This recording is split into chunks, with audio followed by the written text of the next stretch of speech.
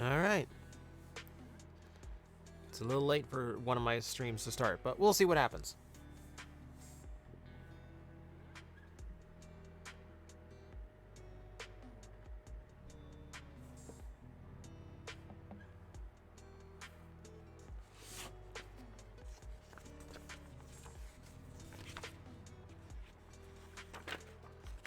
Hello, Ben.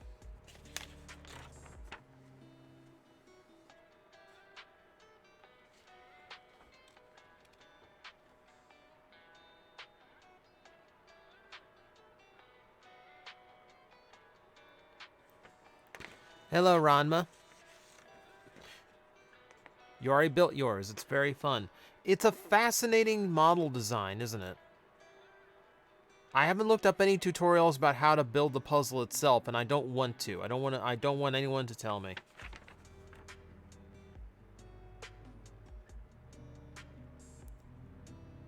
Hello, KGK. Where can you buy this, and does it come with a chain? I got mine off of Big Bad.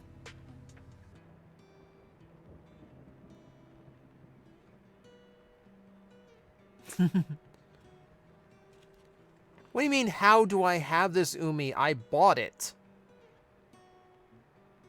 It's not... And where is yours? You had to look at alt pics to figure yours out. Thank you very much for resubscribing, Ranma. Very appreciated.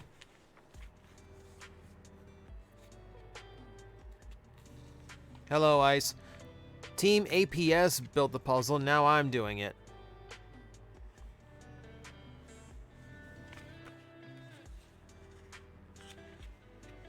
Does it include an ancient spirit when you complete it?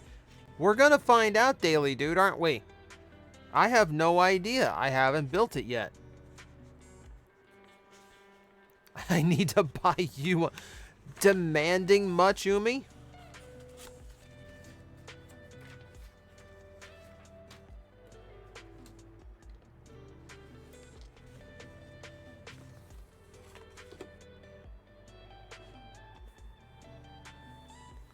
Have you played Dying Light on Switch yet? It comes with a ton of DLC and Noam Chomsky. I'm not even sure I'm familiar with Dying Light.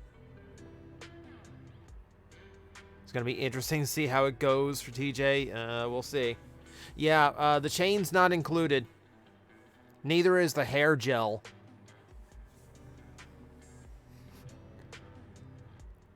Hasn't Yugi always had, like, literally the weirdest design you've ever seen for an anime character? I mean, besides the three-color hair, the purple eyes, and the fact that he's a teenager walking around in, like, an S&M collar and a puzzle hanging off of him. He also spends an entire arc of the show using his jacket like a cape and not a jacket.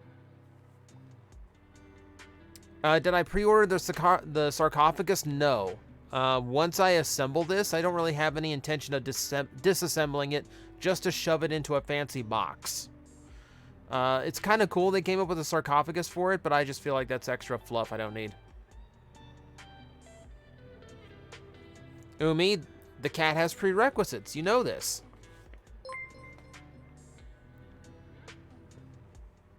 JMC David, thank you very much for resubscribing. Pop quiz, am I missing an eyebrow? If that is in reference to something, I think I'm missing it.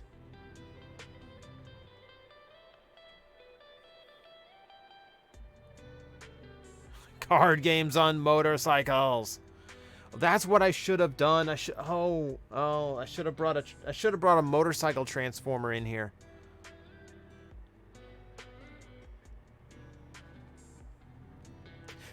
Oh yeah. Yeah, I do remember Adam saying I'm missing an eyebrow from Mythbusters. It's been a long time since I thought about that. Spoiler alert, I have a Mythbusters style video coming out soon. I might record it after I get done with this, depending on what I feel like doing. Do I still own a dual disc? No, it was way too big to keep. Way too big, and there's very, very hard to do anything with it.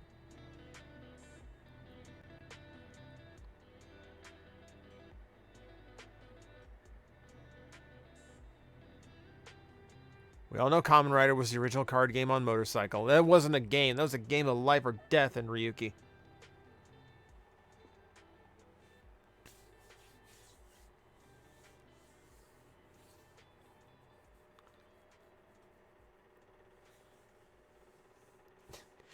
Okay, so David, the thing with Hasbro and the stock photos, the thing with Hasbro and the stock photos, a lot of times they only have one group, they only have one team that does photos for their toys, and they handle literally all of Hasbro's toys. Every single one. So they're just rapid fire getting those photos out. So a lot of times they just have a time limit on how long they have to film a Transformer. So they just they come as close as they can, photograph it, and just shove it out the door. And that's how a lot of those stock photos turn out the way they were, because they just couldn't figure them out in time. Now, the easy solution would be hire a bigger photography group so they're not so rushed. Another easy solution would be send them more than one copy of the toy in each mode that it's in, so you don't have to fiddle through that. Not hard. But no, that was Hasbro cheaping out on their photography, and as a result, we had the video from today.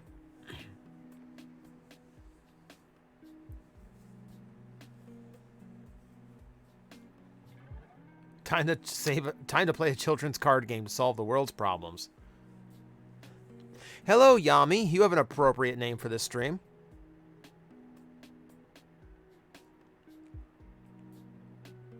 Do I own a Dark Magician? No. I have exactly one deck of Yu-Gi-Oh cards left to my name. That's it. It's the only thing I got left. See? I got my Tyrant Dragon. Through Pot of Greed's classic, Jirai Gumo. It's loaded with old monsters that are like 1800 attack, because that was like the upper limit on a level 4 back then. There's the Blue Eyes. Of course, we got the Blue Eyes. Swordswoman, Horn of Heaven, Brainjacker. This entire deck was built around screwing with the opponent's deck. My favorite, the Blackluster Soldier. Always wanted the Envoy, the beginning version, never got it. Labyrinth Wall, that was good to throw up and screw with people. The Wall of Illusions in here too. That's another one that's really good for yeah, that one's great for messing with people's decks and strategies. It was actually it's actually a pretty significant deck back in the day, but this is like this Solemn Judgment. That's a really powerful card. Yeah, Change of Heart. That's probably illegal now. Yeah, this deck is a very old deck. But you know what? I had fun with it back in the day. Back in the day, it's really powerful. These days, half the cards are probably illegal and the other half are underpowered. Yeah, Fies, I always took really good care of my cards. I don't have many cards left from when those games first came out, but the ones I do have, they're still pretty nice. There's a few in there I should check to see if there's any collector value for them. Because really, they just kind of sit in the box and they're just kind of like a little memento piece.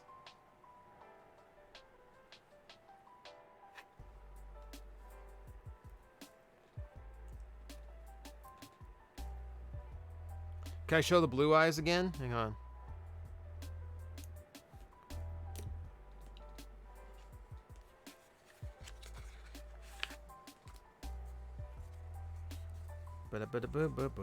Where is?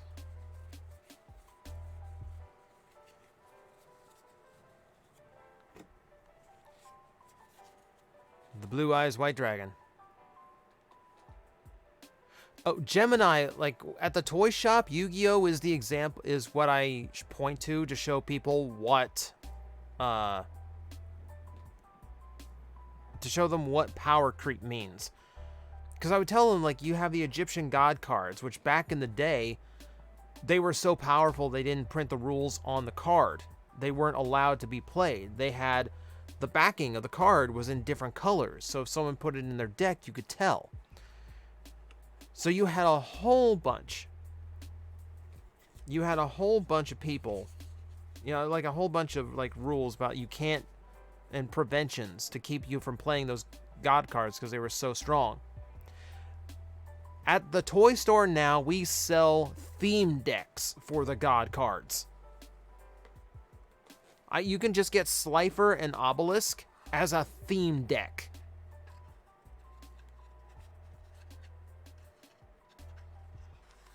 Ridiculous. You know what I have? And I don't know where it is right now. I don't know where it is offhand. But someone actually did send me one of the Egyptian god cards. They sent me Obelisk the Tormentor. So I should really add it to this deck. Just for the sake of adding a god card to my deck. I was always a Slifer guy, personally.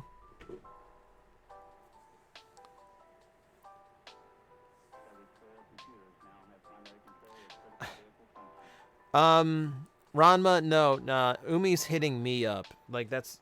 You can tell her where to get it. No, it's me. She's pointing straight at me.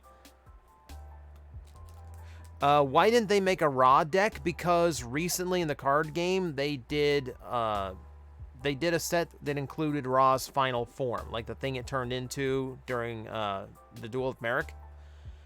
They made essentially an evolution for the Winged Dragon. So that's the one that they kept to themselves. They wanted that one to stay special. Hey, Nej. Jeez, haven't seen you in a stream in a while. Hello. Hello, Gara. Welcome, everybody.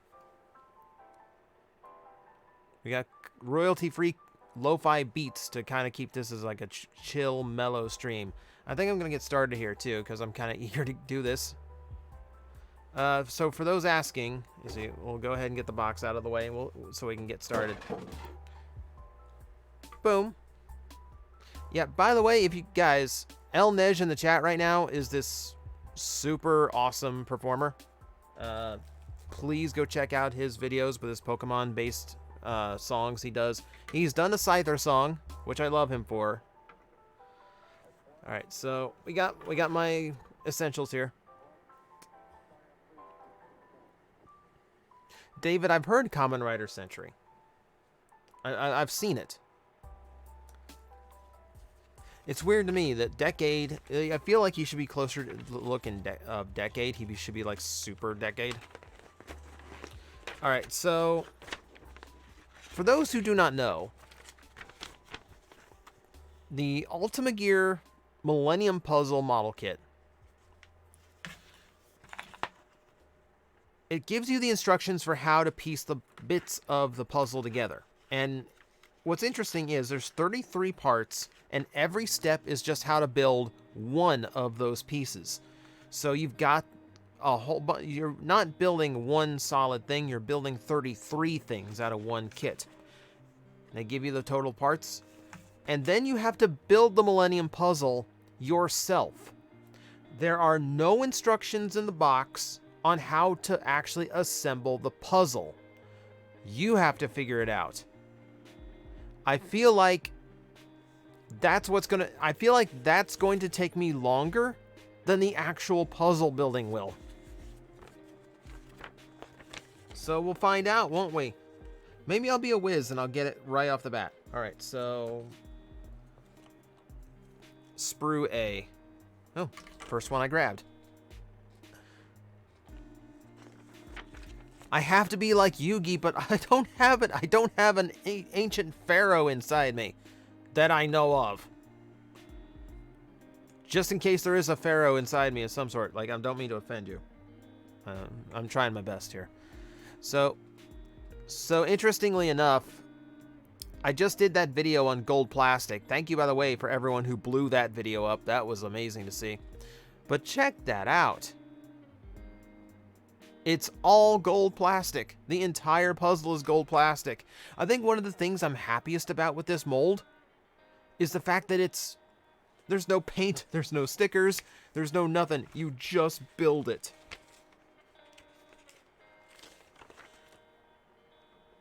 Oh, it's wonderful. I'll keep as much of it on camera as I can, but if I start like pulling it here to get like closer to the kit, yeah, you'll forgive me. I'm telling you to forgive me. It looks like it goes in order, actually. Oh, wow. Well, okay, kinda. I was gonna say the model kit goes in order, but not quite. Because that would be super convenient if you could just, you know, cut 1 and 2 and 3 and put those together. Cut 4 and 5 and put those together.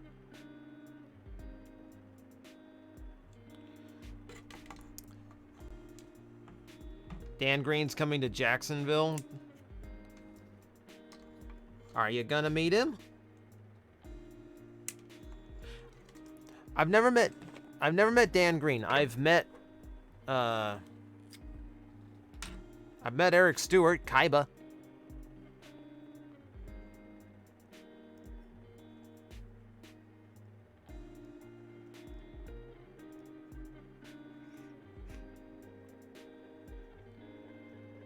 You'll take stickers over having to glue everything. I mean, gluing's not too bad. Like with Warhammer, it gives you options.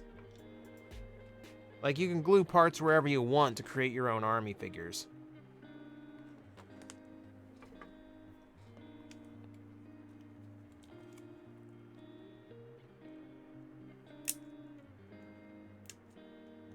I need these 2 pieces.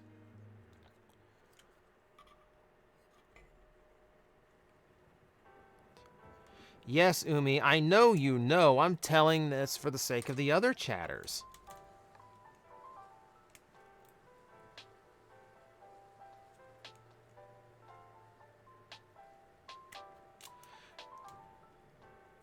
I'm trying to be extra careful with cutting the pieces because if I make a mistake, I don't want to screw up the actual assembly of the puzzle.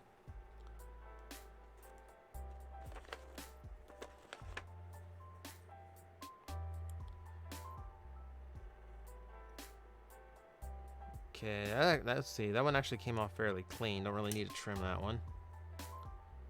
And yeah, a little bit.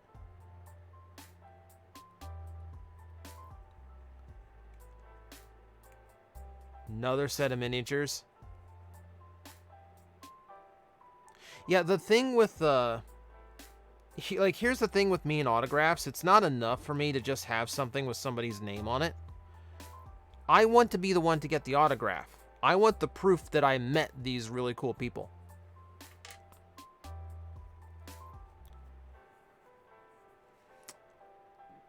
Any chance I might do a video on 4Kids? It's not really my specialty.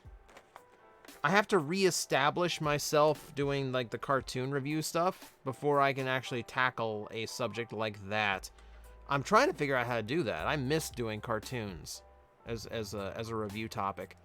And I actually have someone. I have a regular at the toy shop that tells me like, man, you really should be like, because like I'll tell him all about these obscure cartoons and shows that trigger his nostalgia. And he's like, you've got such a good mind for that. That's really what you should be doing on your channel. Like, I used to. And it's hard for me to do it now because, hey, YouTube copyright is fun. I say laughingly.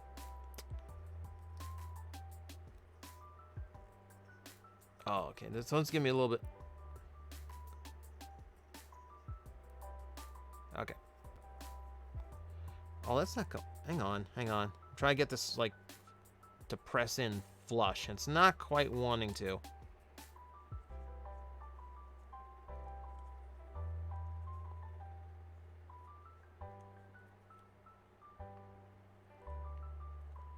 Alright, I think that's as good as that's gonna get. We're on our way! And that's an entire component. Yeah, TJTV. I want to do something like that again, but I can't. It's not even that, like, on YouTube, I can't do copyrighted footage anymore. Oh, I could never do copyrighted footage on YouTube, but I also cannot do profanity now because of YouTube's guidelines. getting so strict about how profane you can be in a video.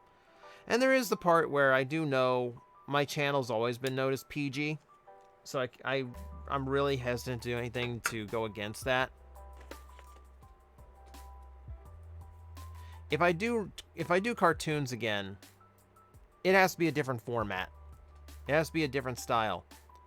I'm almost worried about attempting that because it's not going to be TJTV. I have to hope that enough people give it a chance and go, "Oh yeah, this is good too."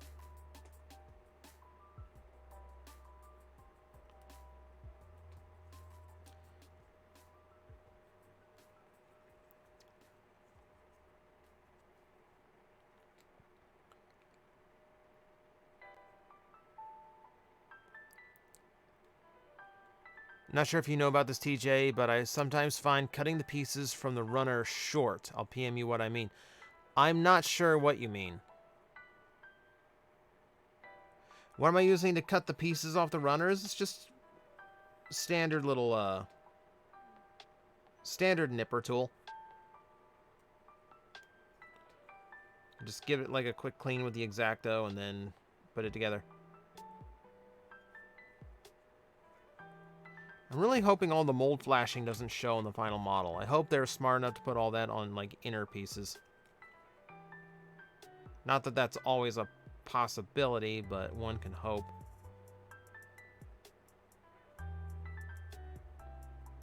Yeah, that one's not bad.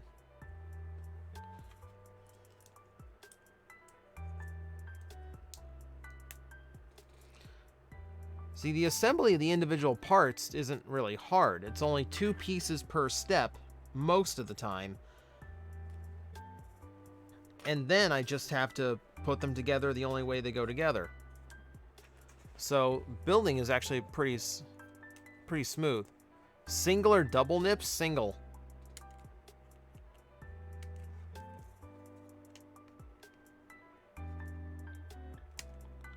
Just quick little cuts. As quick as I can, so it's as smooth as I can get on the first go. Trying to prevent having to stop and shave it down.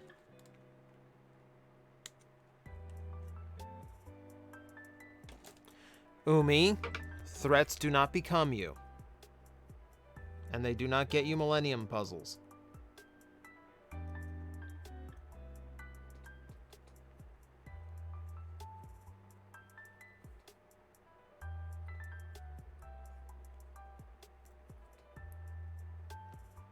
So you have to know this kit was like a super popular model kit. You have to know this was a good seller. So what's the odds they start doing this again with the other Millennium items? There's 6 to go. And do you think they'll do the same thing? It's like, well, you have to...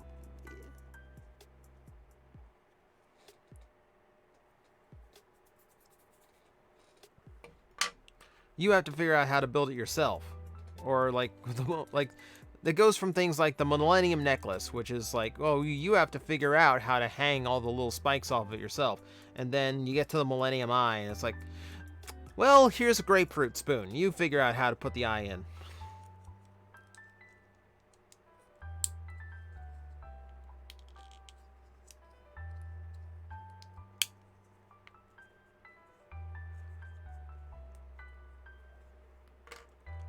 All right. That's my dark humor for the evening.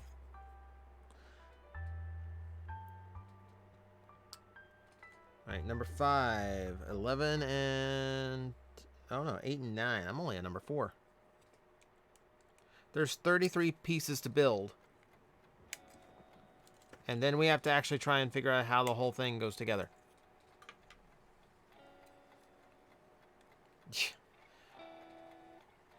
Yeah, Millennium Eye might cause blindness if used correctly.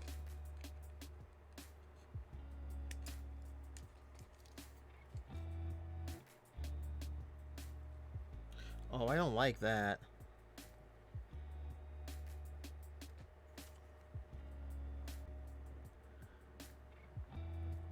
Make sure I'm not cutting something I'm not supposed to, because for some reason this one This one's really thick for some reason. I thought it was cutting off a vital part, but it looks like it's the top of the puzzle, so no.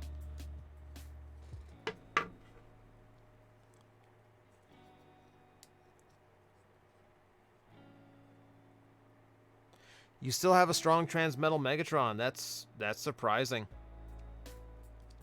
I broke down. I got the metals release. I reviewed the metals release.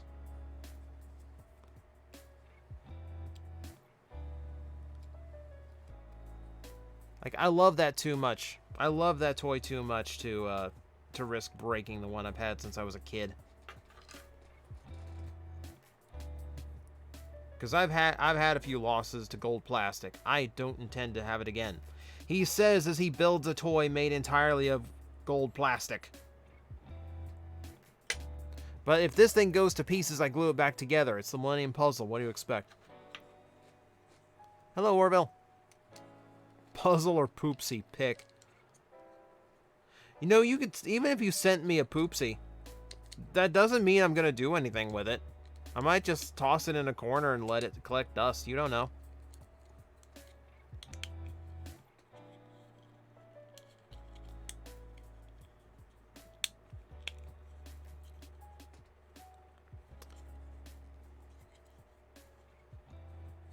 Jeez. You know what's fascinating about this model is all the parts are designed to basically fill in the gaps that a model kit would normally have. So everything I'm coming up with here is like completely smooth and solid. It's not what I'm used to out of a model. I'm used to the hollow parts before the final assembly. It feels like the ultimate, like the finale to this is going to be like pretty solid. Of course, I don't know how the actual like fit is going to be, but like it's going to be heavy. It's going to be heavy.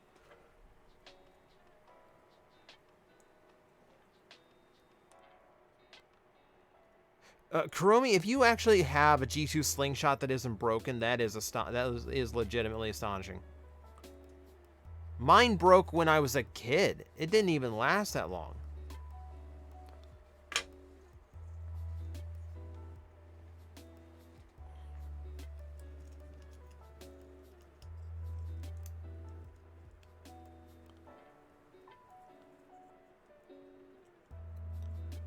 There we go.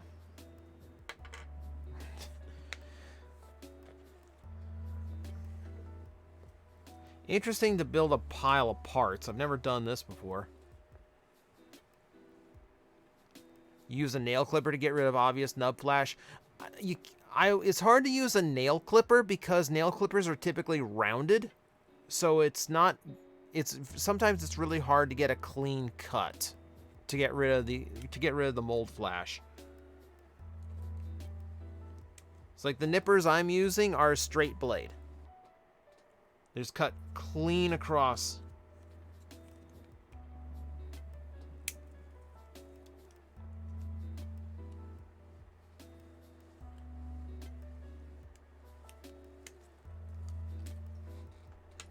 Okay, that's 12. I need 13 as well.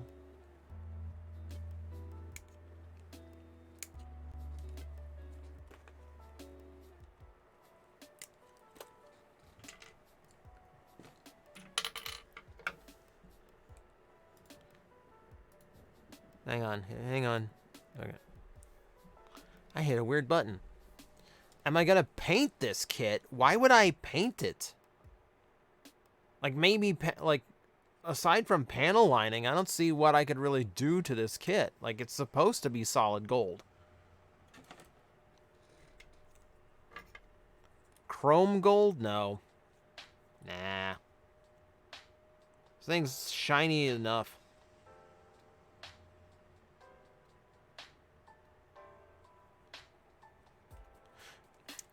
Yeah, I've heard a lot about the Complete Selection Deca Driver 2. It frustrates me when they do that because now I've already got already paid top dollar for the complete selection modification Deca driver, and now there's a better version.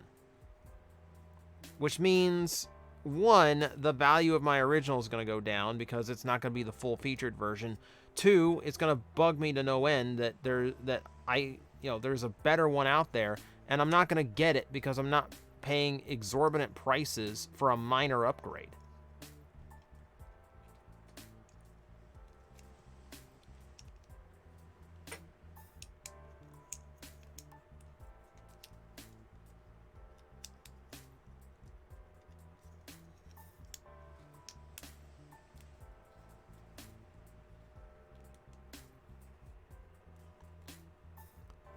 What is that green piece? Oh, yeah. That's from Fusor Sky Shadow. I had to take him apart in order to try and fix his wings. Still haven't put them back together again because it's proving a little bit more difficult than I thought. Paint the puzzle like a Rubik's Cube. It's a pyramid. That's not how that works. I can't paint a pyramid like a cube.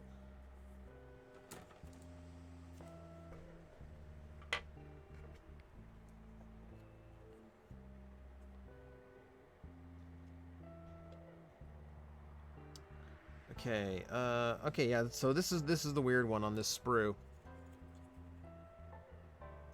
There's no reason why I can't just do 15 and 16 now. That's weird. Why did they do those out of order?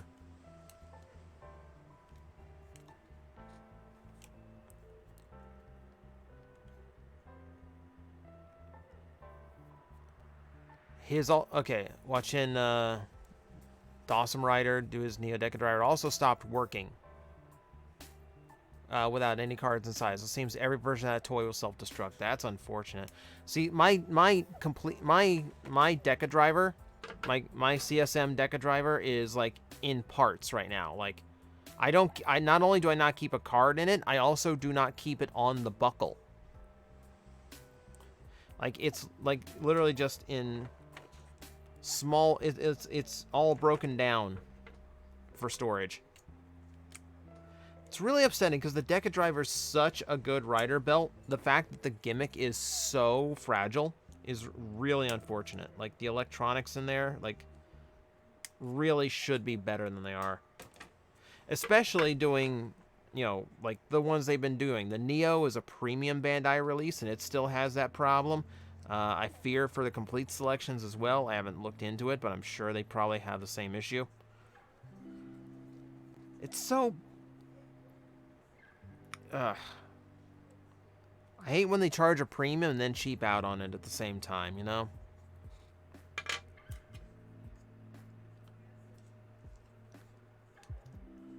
I'll tell you what really sucks about the complete selection that they're showing off is that they're showing off those extra card sets and they put gills right on top of the card pile. Like, you son of a... I'm not even sure I've seen a normal Common Ride card for Gills, and now I've seen his Exceed card as part of this set.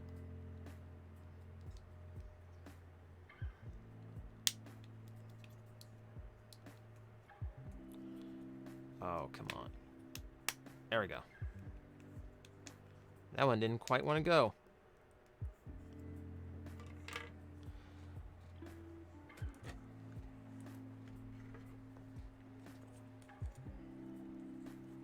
Okay, this one's got a tiny piece involved in it.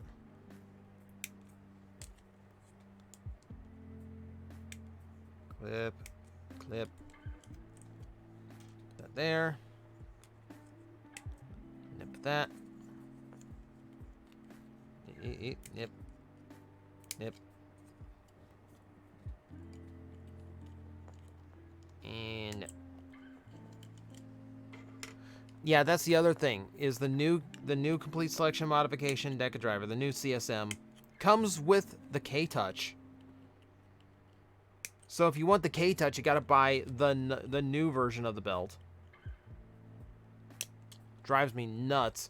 At least the Ride Booker is sold separately. And the Ride Booker comes with an extension for the blade, so it actually doesn't look, you know, comical. I'm wondering what else they've done to the ride booker besides just giving an extra blade. I mean, it looks like the handle's longer, so they've probably changed the size and dimensions of it. I'm wondering if the card draw gimmick works better, or if there's any extra sounds involved in it. Am I going to review it after I finish it?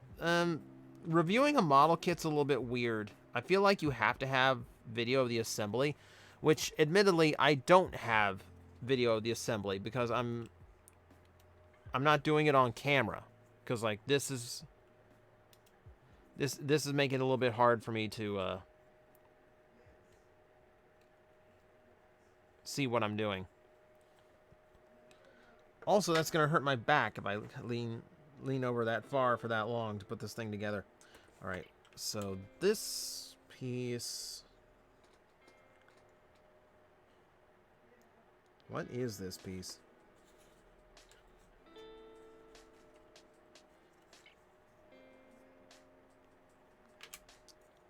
Oh, this way.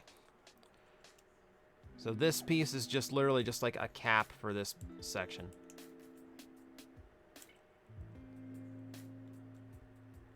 Oh, come on. Fit!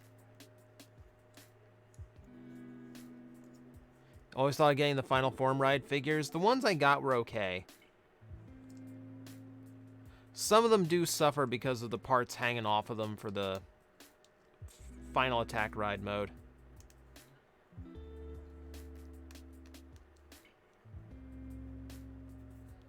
Alright. And then...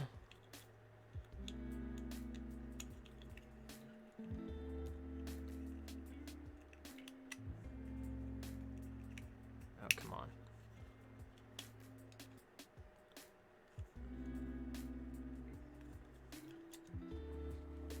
See, this is why I'm not doing it like straight in front of the camera, because like I can't quite get things lined up when I'm like looking at that from that perspective. Also, this is really unforgiving tolerances. Like this, there's no room for error in here. It's got to be like straight on, which I guess I'm building a puzzle that has to actually, you know, operate as a puzzle. So I guess that makes sense. Did I do a time lapse of putting roll together? Kinda.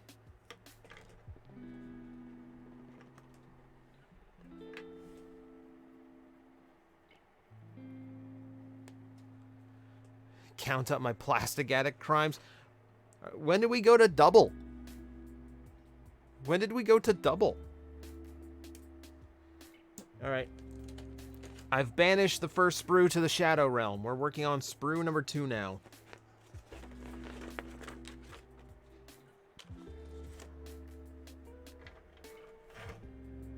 Also, I apologize when my camera flickers like that. My camera has like an orientation thing with it where it tries to stay upright no matter what angle it's turned to.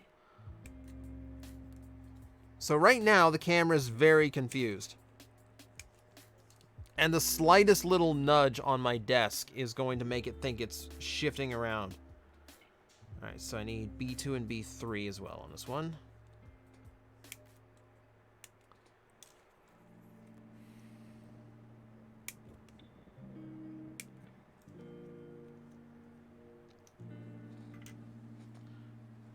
Piece down there, cut that, cut that.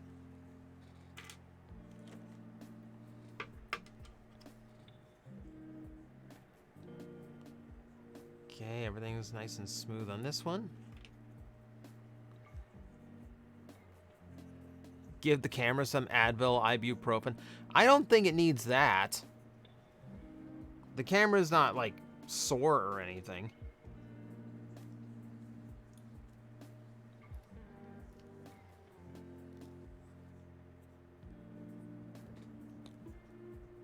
Okay, and these parts, like so.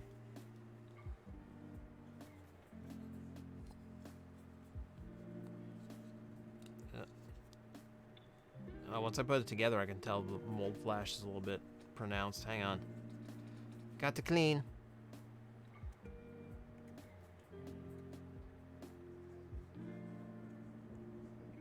I wish I was better at model kits, because I've seen people do some pretty incredible things to take mold flash and seams. They know how to take seams out of the model kits, so they look completely clean. It's like breathtaking.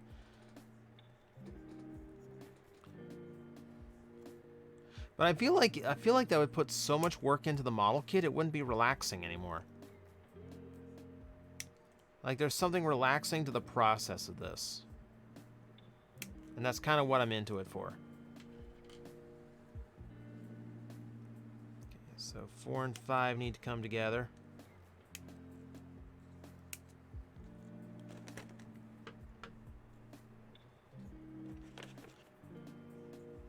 Oh, they announced Tiger and Bunny too? I didn't watch the first one, but I know a lot of people who like Tiger and Bunny.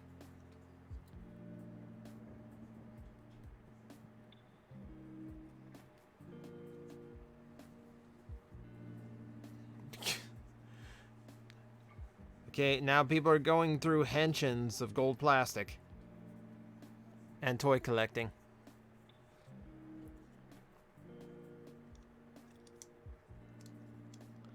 Does this tell me I need to do more Kamen Rider stuff? I do a Yu-Gi-Oh! Model kit stream and people start going off on Kamen Rider, because I could do Kamen Rider model kits too. I've got those. I've got stacks of those I could do. Do we want to do Agito? Do we want to do Den-O gun form? We got Build, we got X-Aid. That's Mold Flash that has to come off. Hello, Collector.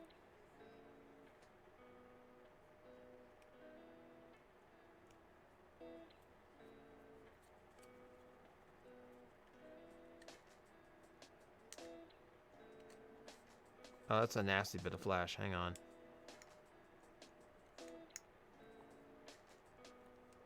There we go.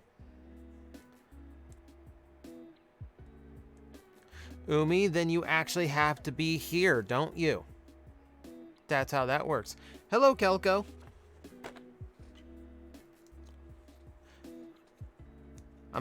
Kelko, like, as much as you've been working on the Kamen Rider craft, I'm surprised you have time off to listen to whatever dumb thing I'm doing. We're mostly just chill and vibing tonight. You know, we've got some lo-fi beats playing. We've got, you know, casual little model kit experience with some early 2000s nostalgia going on, and a piece that won't go together cleanly.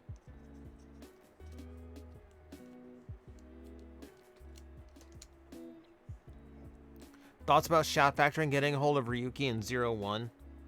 I think it is cool that we're getting Kamen Rider out to the masses. Anything that raises awareness, I think, is cool. You know? Even, like, here's the thing. The DVDs could come out terribly. The subtitles could be awful. They could Americanize the names. They could do whatever they want.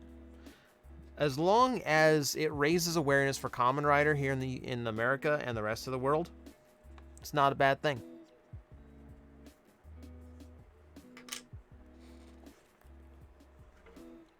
You found G2 Select G2 Ramjet at GameStop. God, I've seen my GameStop got in like one of the Micromaster 6-packs, and that was it. I've never seen like mine get in a good Transformer. I actually, like, because the guy who usually works the counter is a buddy of mine, and like I kind of chastise him because they've got a contest to win one of those, like to win one of like the self-transforming Optimus. They've got a contest to win one of those, but you have to buy $35 worth of Transformer product. There wasn't $35 worth of Transformer product available in the store. Yeah, Gar, they had a few of the statues, and that was it. That's all they ever get in. Like, how am I supposed to enter the contest when you literally don't give me the product I need to qualify?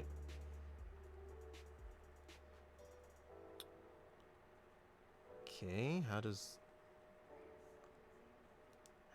this... Okay, is that... No, hang on. Putting the pieces together is as much of a puzzle. I guess because this has to endure as a puzzle, that with like individual pieces that have to slot and rotate around each other. I'm guessing they have to make sure everything like holds together really well. So there's a lot of little tabs and pins that kind of slip through. And it's kind of hard sometimes to like work them around to actually get them where they're supposed to go. All right. Am I skipping around because that was part number 13? Where's part number 8? Oh, wait. Hang on. Oh, this wasn't his... Oh, okay. I see what I did. This isn't done.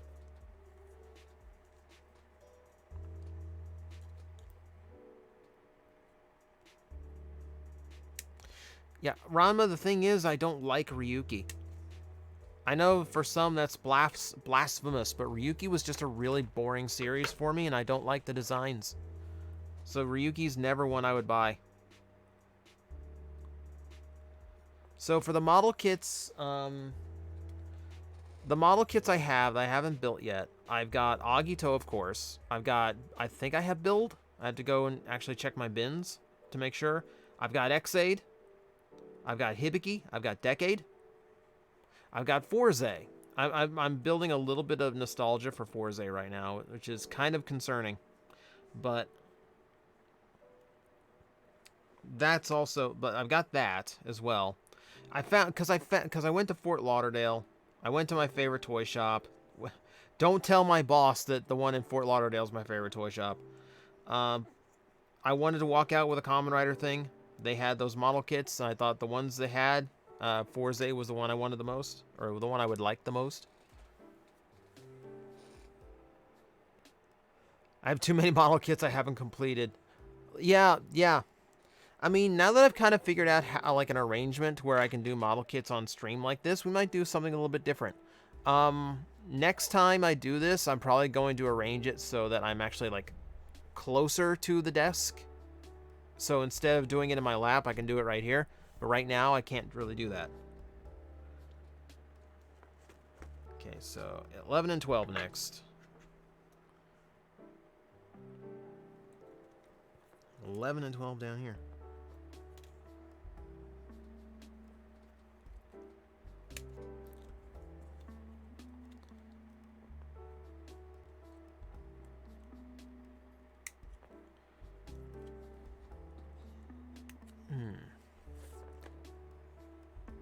Dragon Knight did the 13 riders better.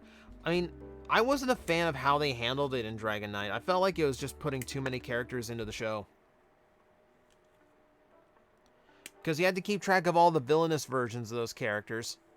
And then you have to keep track of all the heroic versions that come back later in the show. Because they wanted all the characters to be heroes, so they were all marketable toys. So they didn't just let them be dead. They had, like, the mirror versions that came back. It was rough. I felt it was, like, a little bit too much. I also wasn't a fan of, like, the writers of the show liked the Ryuga suit better, so they put the main hero in the Ryuga suit for as long as they could get away with. That felt weird to me, too.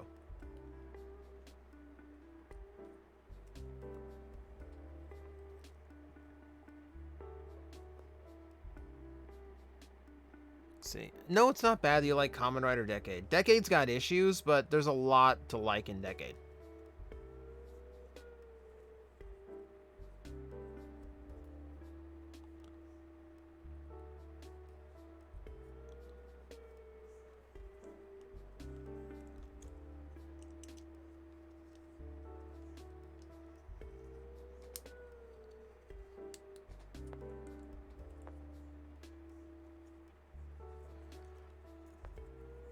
Okay, there we go.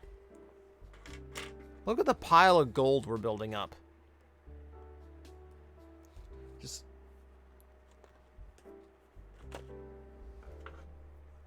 scraps and chunks of just stuff. Okay, 14 and 15. Oh. Okay. I see what I have to do on this next piece. There's one thing about it I don't like.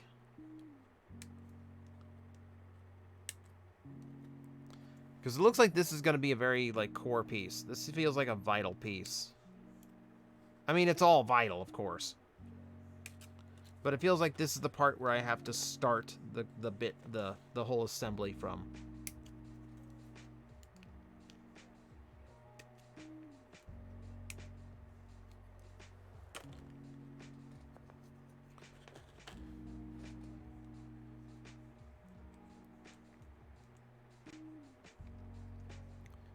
Why the O's characters in the movie War Core segment acted a bit out of character. I mean, anytime Inoue comes in, he's going to write characters out of character because Inoue only knows how to write one way. And it's fine if he's the one who starts writing it, but when he takes over, it just turns into crap. Millennium Puzzle doesn't suffer from GPS as far as you can see. It's been a couple months. I don't know how people got it faster. Like, I mean, I ordered it at Big Bad because my original order at HLJ didn't fill. Did I cut the right piece? I think I did. There's none left. All right, so how do I put this thing together?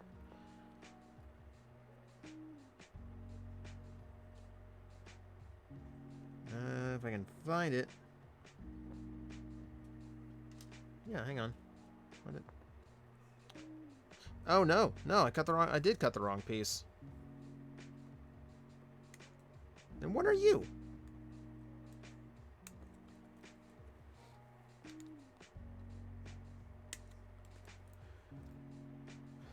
Do you know why Kamen Rider Gaim was so dark? I mean, it was written by Urabutcher, the guy who created Madoka Magica, like one of the most subversive animes you'll ever watch. That's his writing style.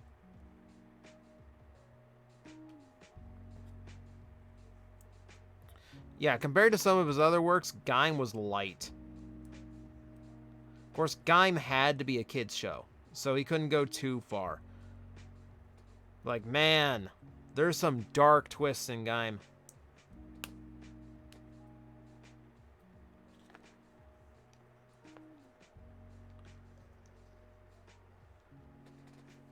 Okay, so hopefully, okay. So that piece was the base of the model, the base of the puzzle.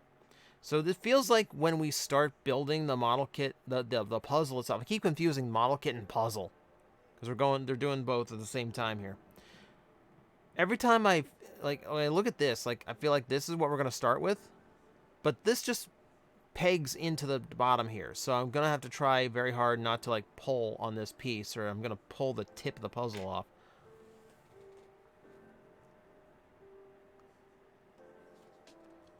All right, so where did this thing come from? Okay, that piece is B13, so this goes, yeah, 9 and 10. Okay, so I skipped a couple parts to get to where I was. Not that it matters. I want to say, like, the fun part about this particular build, since I'm building individual pieces with each step, I can go out of order and it does not affect anything whatsoever. If I accidentally skip a step, it doesn't matter. Which actually makes it quite relaxed. Hoping to get a test version of the mod out tomorrow. Yeah, my crew's still dealing with some internal issues, so like hopefully we'll be able to play it soon. Because I am absolutely looking forward to all the O's stuff that got added.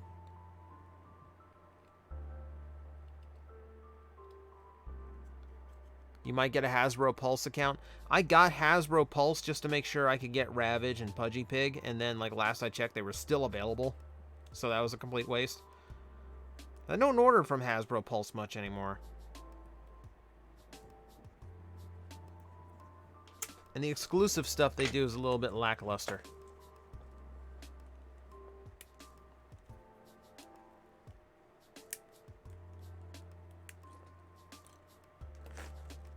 You bet they make a Gaim 10th anniversary thing? Probably. Most of Gaim's actors seem down for it. Like, I've seen all of them pop up in one reason for one thing or another. Oh, Pudgy Pig sold out now? Okay.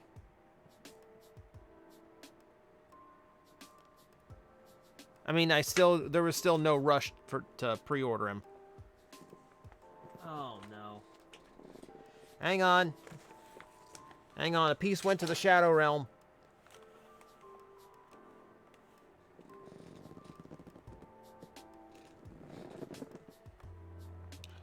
There we go.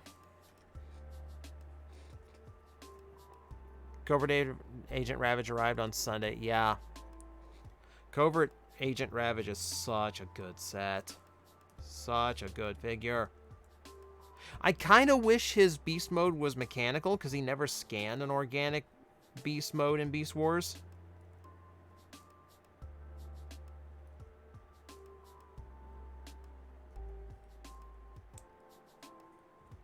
Okay. Nope, nope. Hang on. Get out. That's not working.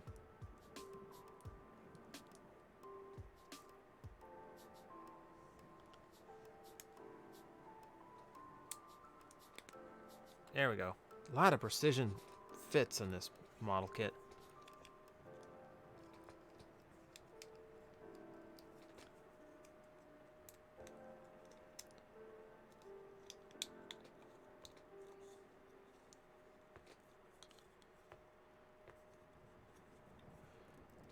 Jeez. Imagine the engineering that had to go into this kit. Imagine telling a designer, hey, you have to figure out how to make a working Millennium puzzle. You have to figure out, like, how to actually make a puzzle box out of the Millennium puzzle. And then tell them, oh, and now it has to be a model kit. Now you have to disassemble it even further. All right. Sprue 2 is done. Move on to Sprue C. That's D. That's C. Wow. I just looked at the last sprue is like literally just like the top and the key piece in the front. That's about it.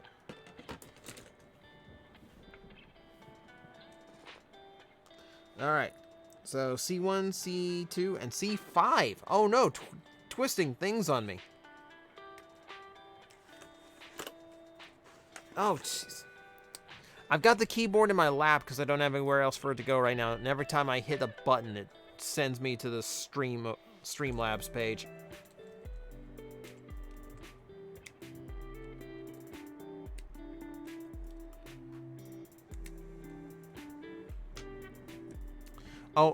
Oh yeah, Macarian, absolutely save that for last.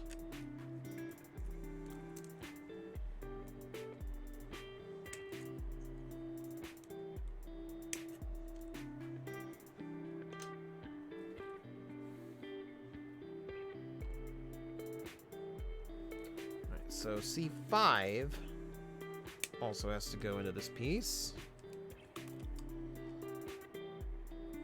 Clip, clip.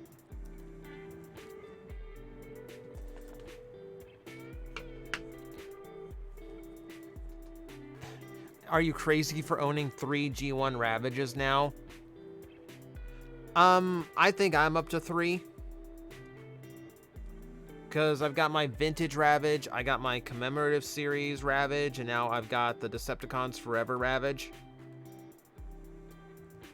Yeah. Yeah, I'll become the king of games. Like, this is all I really needed to become, like, a competitive streamer.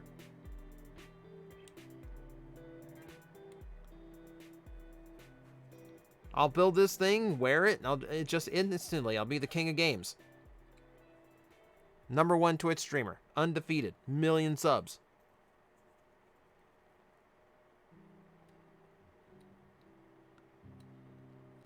The thing, though, is gaming while wearing the Millennium Puzzle will force me to proudly and boldly announce literally everything I'm doing and describe it in great detail. and make everything overly dramatic.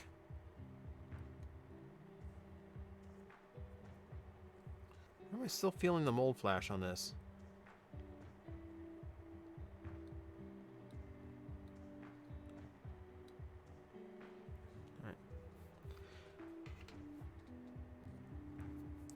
What does Pot of Greed do? It lets you draw more cards. Pot of Greed is just draw 2 more cards.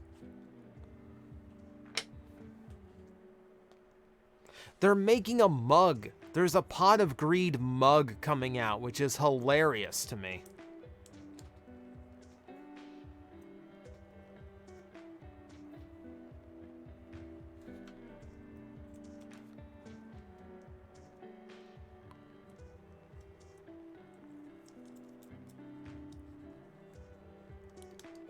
Mug of Greed.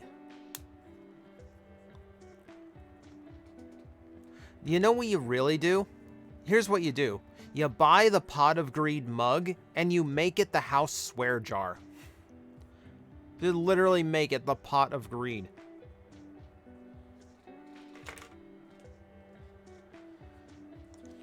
Oh, all that glitters. Alright, next. C3 and 4. Okay, that's easy enough.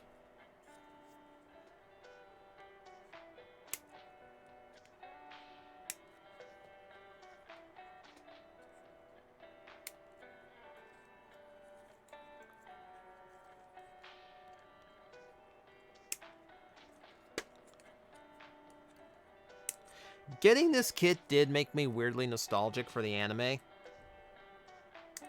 Like, I've got a playlist of old cartoons running at the toy shop, so the first 25 episodes of Yu-Gi-Oh! Are on there.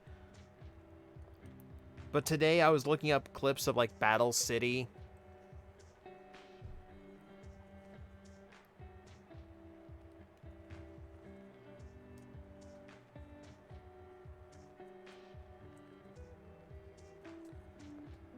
Okay, so asking what Pot of Greed does is a meme. Well, here's the thing, though. Like, okay, it's a big Yu-Gi-Oh! Meme because characters keep explaining its effect. They over-explain every effect of every card.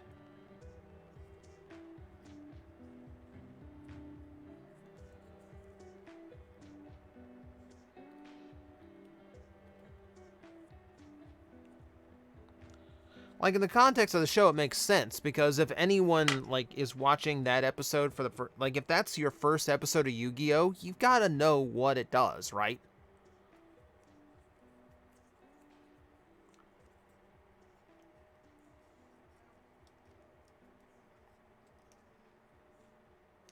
Alright, I think that's how it goes.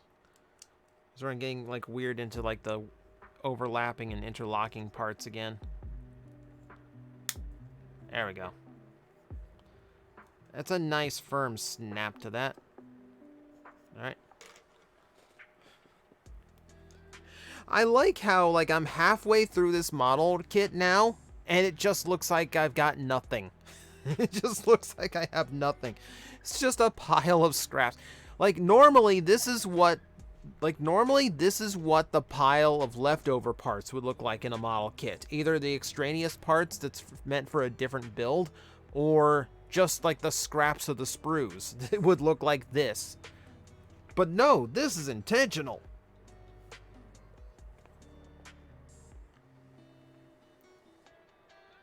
Alright, C7, C8. There's a C6 here that I haven't used yet. Okay, that's the next one. When the kit is so close to having all of them in all the parts in numerical order, I kind of wonder why they went a little weird, you know? Like, why do I have to wait for the next step for part 6? Why can't part 6 be one of the ones that I'm cutting now?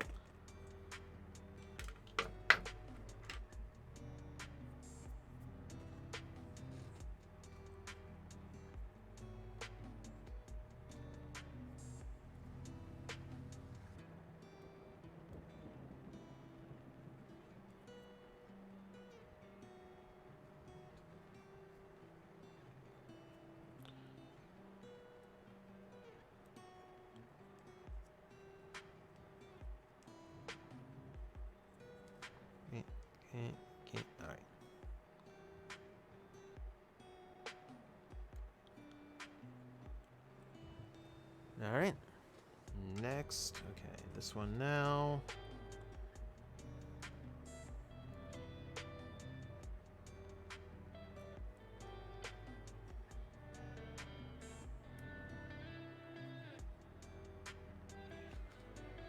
Yeah, the Demon's belt I love more than the other belts in the show. And of course, that's the expensive premium Bandai one. I want to start collecting the buy stamps so for the Demon's driver, like, which is wrong.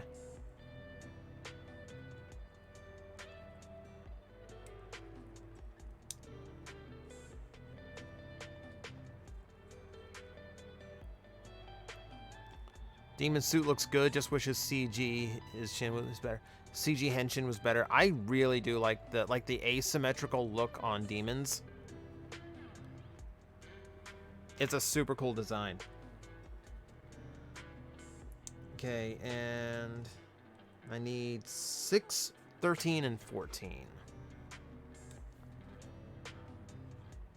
And again, I'm doing it wants 13 and 14 in this step, and I haven't even done like 9, 10 yet.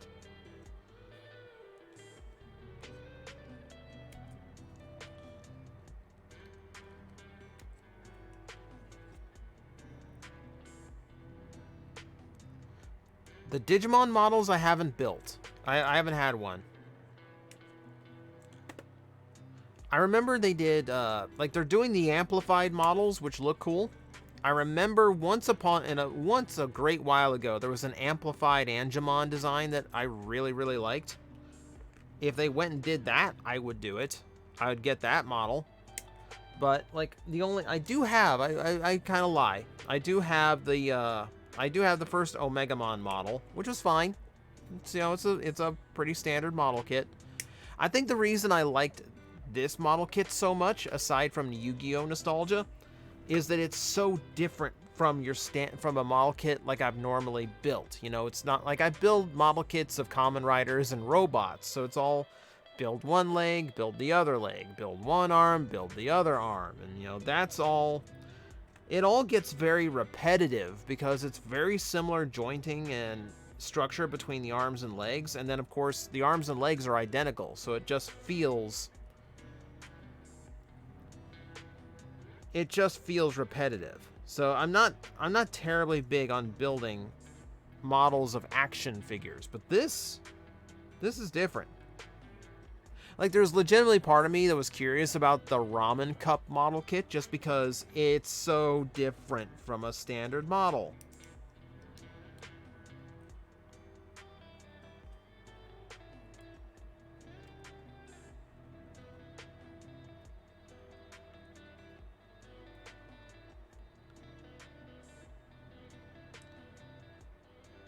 God, I'm like, we aren't even at the assembly phase yet, and I'm already like studying the parts. I'm like, how does this one lock into the others? It feels like maybe a more an internal piece. Imagine, if you will, a model kit of a 2D puzzle.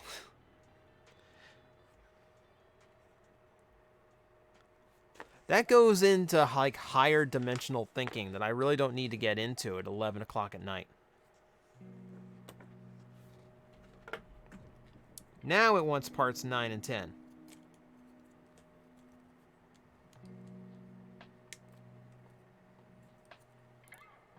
The current Yu-Gi-Oh! Has a character who was hit by a meteor? That's a little extreme.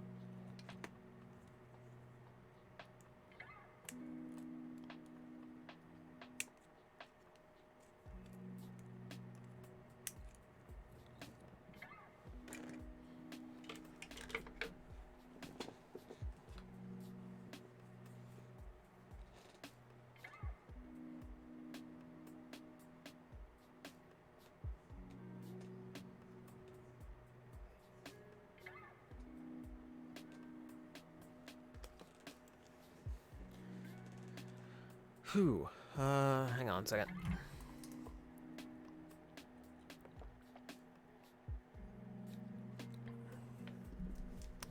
Cannot forget to do that.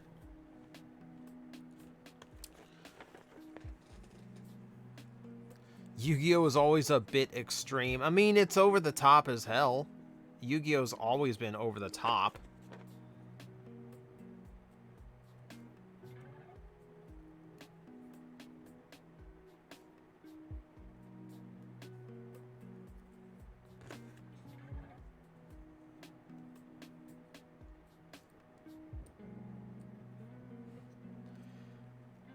Like one of the clips I watched was Joey versus Merrick, and I forgot that Joey actually had that match won. The only reason he lost was because like the last attack from Raw was so overwhelming that it like physically hurt him and like killed him. It was holograms. It's just all holographic generators. Like, if the cards really did have the power to be that powerful in real life, for real, why does Merrick need to, like, abide by the rules of a card game? Rock up to the UN, summon the Winged Dragon of Ra, and just blow the place up.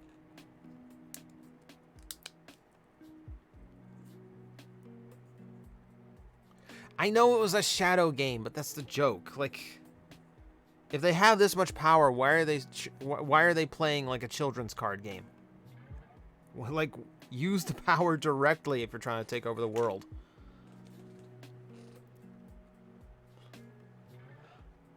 You know, like if I can undo your undo your plot for world domination by flipping over a trap hole, it's not much of a plot.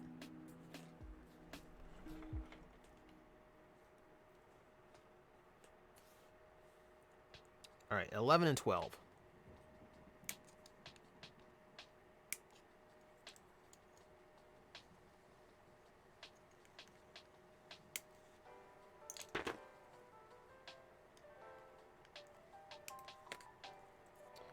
Joey's Japanese VA is Beelzemon. Huh. Again, I love the chameleons that are voice actors.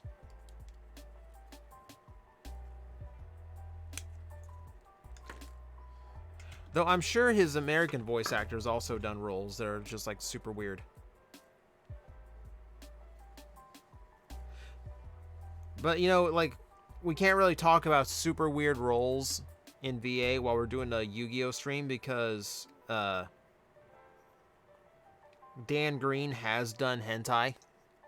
He won't admit to it, but I've heard the clips. It's a distinct voice.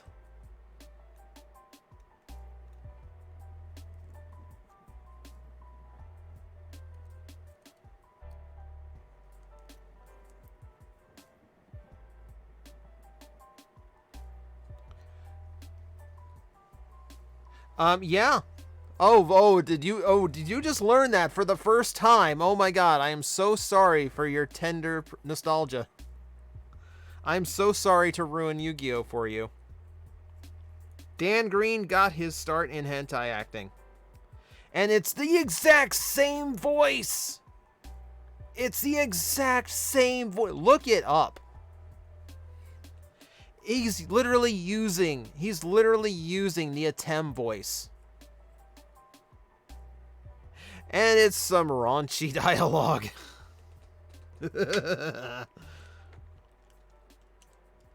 This is how you know I've been on the internet too long.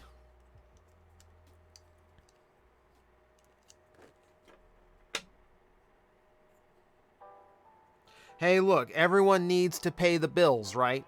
Let's not judge.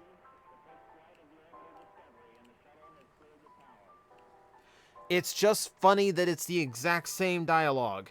It's the exact same voice. You could use it to dub over Yugi during a duel, and it would not sound out of place. It sound horribly out of place. But it's like there's no difference in the vocal tone.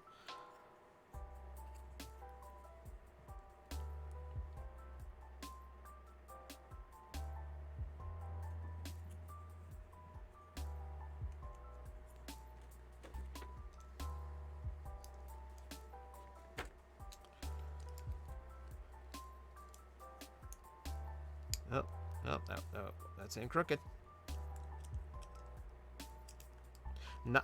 That's in crooked is not a line Dan Green says in his previous career, just to say.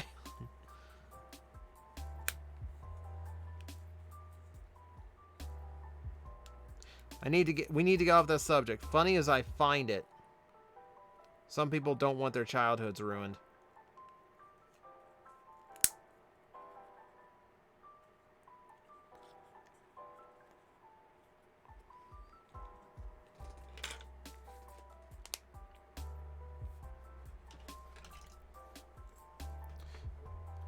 Fize, it's the Yami voice.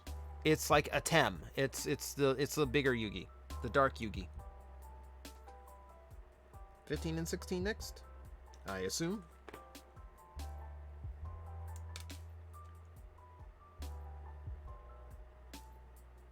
Yes.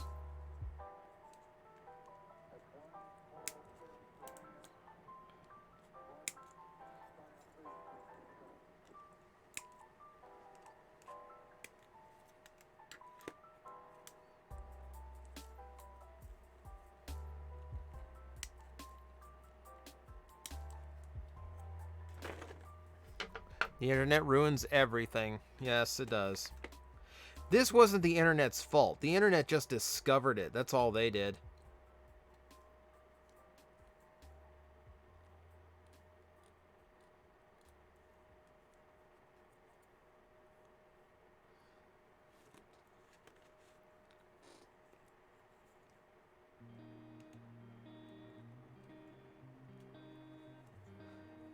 You imagine the person who found that out the hard way?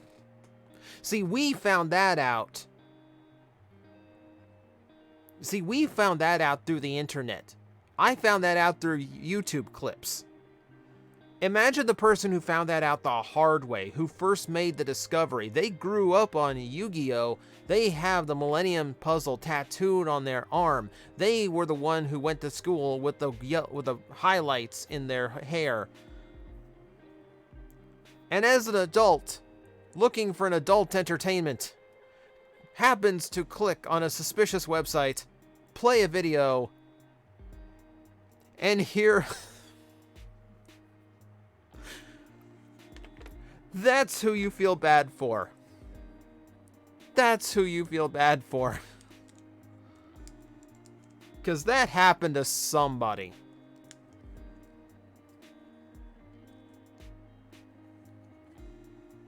They're right in the middle of it. They're in the mood. They're going to go, and then all of a sudden, Dan Green.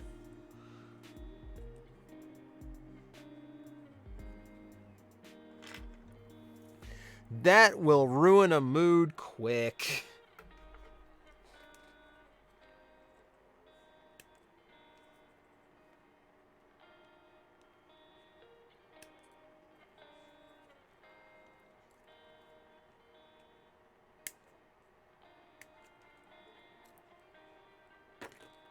Ben, did you just confess that in my chat?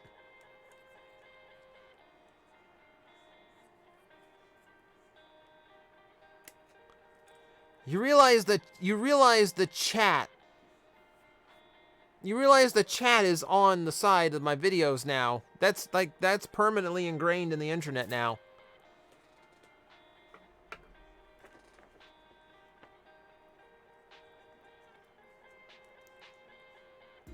K9, I'm kind of with you. Sasha is an interesting one. I've got Sasha on my island now. And yeah, he's a super adorable villager. He's fascinating. Like, his house is decorated in like mint green colors with lots of teddy bears, but he also has skateboards on the wall, and he's wearing like a varsity like jock jacket. He is interesting. Like,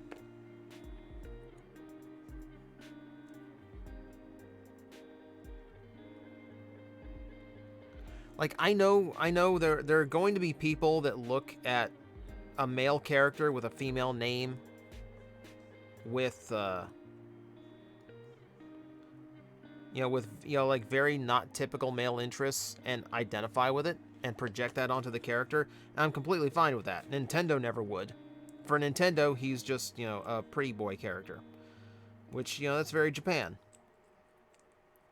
But it's a fascinating character to have in the game. Because it's so different from the archetypes.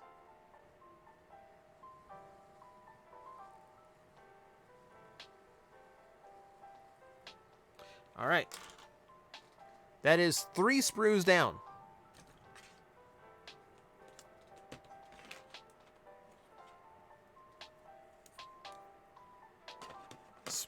The D sprue is filled with huge parts, so we are well more than halfway done with the actual assembly.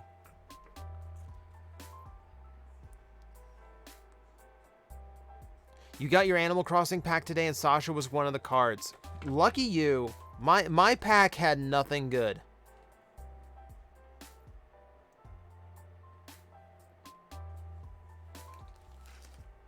So, like, I got Megan, who's already on my island. I love Megan. They have Petrie, who's neat, but whatever. Azalea, not terribly fond of. Dom, kind of old news. Renee, never liked the horse villagers. The one I liked out of that is I got Timmy and Tommy, which it's nice to have their amiibo to invite them places. Hello, Waffle. Yeah, life's good. You know, I have 2 different jobs where I play with toys for money. What's to complain about? All right, D1, D2.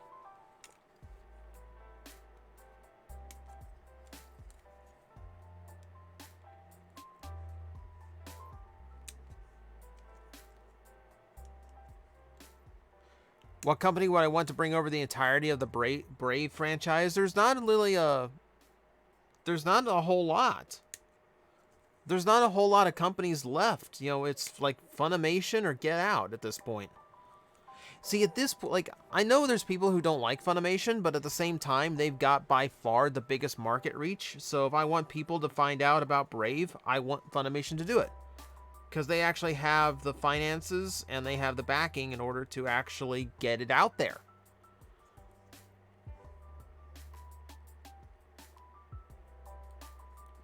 You'll never look at Yami the same. Ben, start watching the subtitled version. That's all I can say.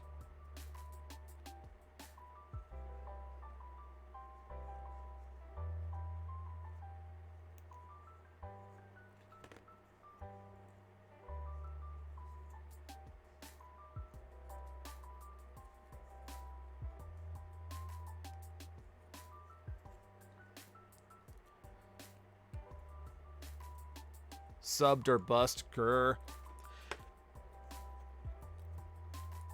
The thing is that most people who like grumble at like subs over dubs don't understand Japanese language either. So they're assuming that the subs are better, they're a more direct translation. I assure you they have just as much liberties taken with them as the dubs do.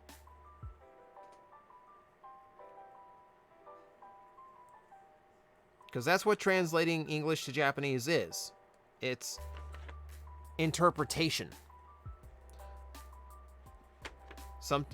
Sometimes it's more accurate, but you know what? I've seen dubs that are dead on accurate to the originals. Doesn't hurt a thing. I've seen people make the argument that the Japanese voice acting is superior. Or I've even seen vastly superior to the American dubs. The problem with that statement is it usually comes from people who don't speak Japanese. So how do you know?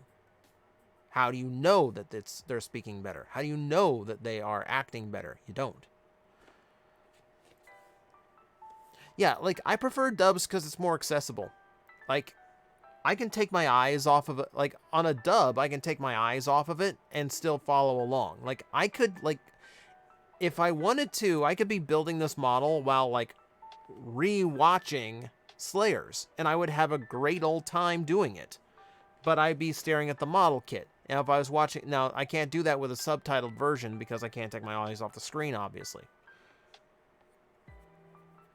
And at the end of the day, it's personal preference, right?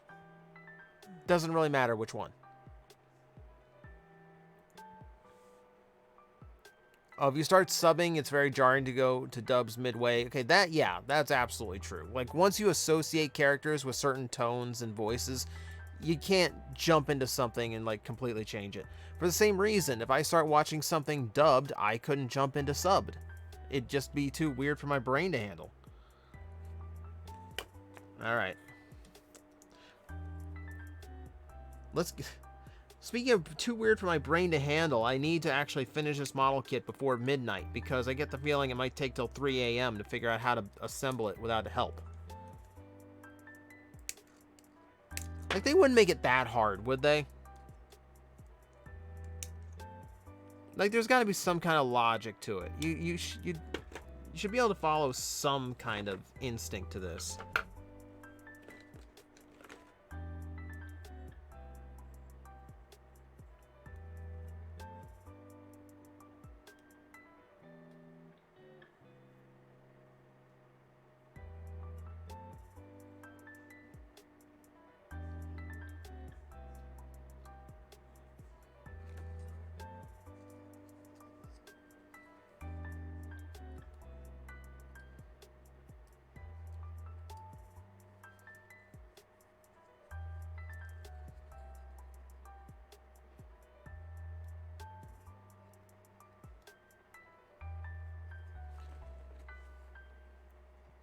Okay.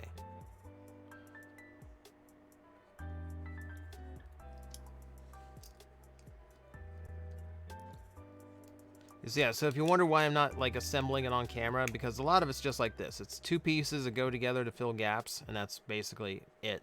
The assembly is not fascinating to watch, but it's more refreshing to actually, you know, do in person. 5 and 6.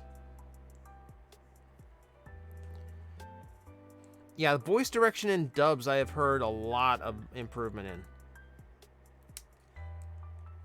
There's a lot more understanding. They pay a lot more attention. There's a lot more care put into it, too.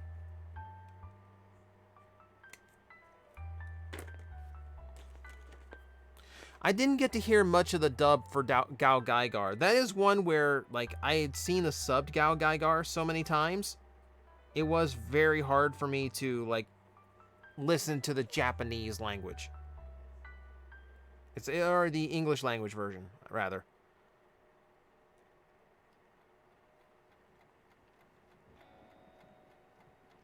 Waffle Knight Kingdom Blaster is a totally new mold. It doesn't share any parts with Soundwave.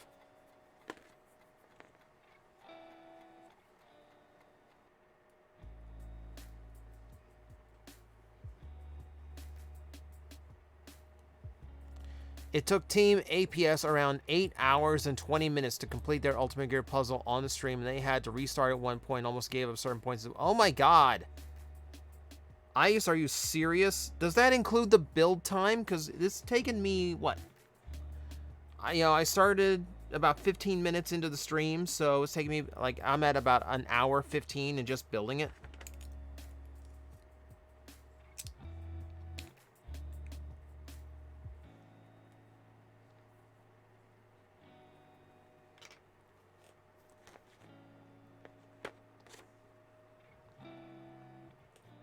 All right, D7, D8.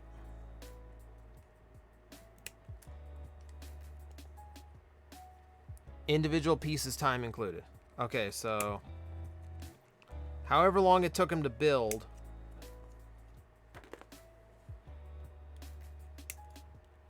So maybe I shouldn't have started the stream at 10. Mistakes may have been made. I tried to start it sooner. I couldn't find my model nippers. Like, this stream might have already been done by now, except I could not find, for the life of me, I could not find what I did with the model nippers.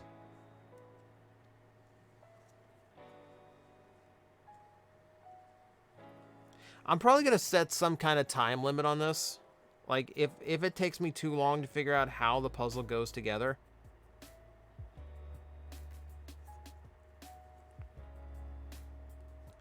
Because I don't want to lose my mind, and I also don't want to bore anybody.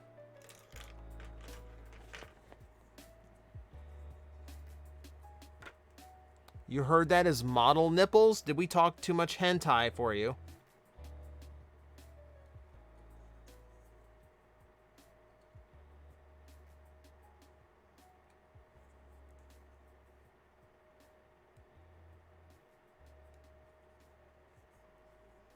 No such thing.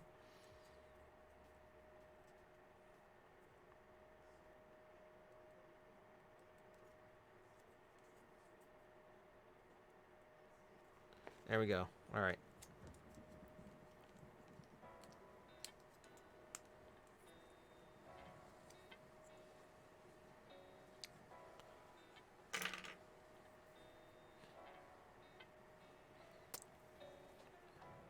Who should you go for first after transmutate? Astro Train or Beast Wars Megatron? I mean, Beast Wars Megatron is like, he feels like a leader class figure because he's so big. I honestly think Astro Train's probably the nicer toy. But I really don't like Astro Train having so much of his bulk in this little compartment full of guns that he never had. 9 and 10. I can do the 9 and 10.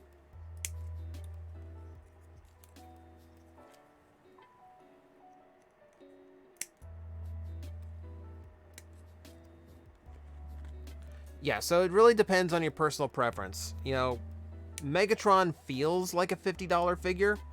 Astro Train is a better toy. But you really have got to figure out, you've really got to be able to see the value in those extra components in order to be comfortable with the money he costs.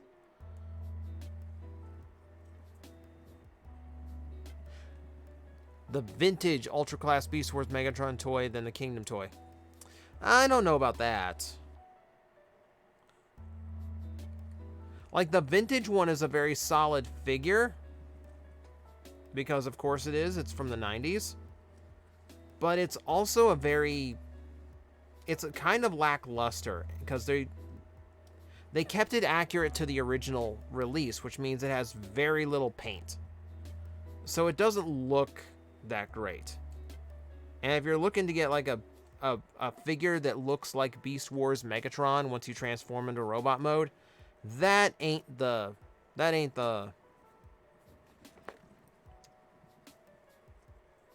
reissue.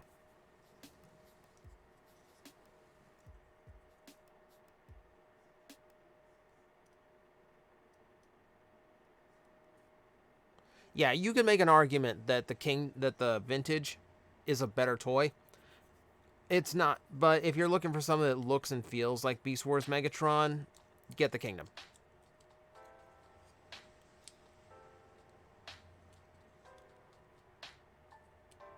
Yeah, I've got Thrilling 30 Rhinox and the Kingdom Rhinox, and honestly, I think they both get it wrong. Like, the one I want the Legends Rhinox. I want the Takara version of that Rhinox. That's the one that seems like it's got the colors right, it's got the bulk that I'd like. The Kingdom one, I don't know. It feels like they could have gone a little bit more tune accurate with it. Like, there's something about him that doesn't feel wide enough, and in the torso feels a little bit too squared off. And this is not fitting quite the way it feels like it should.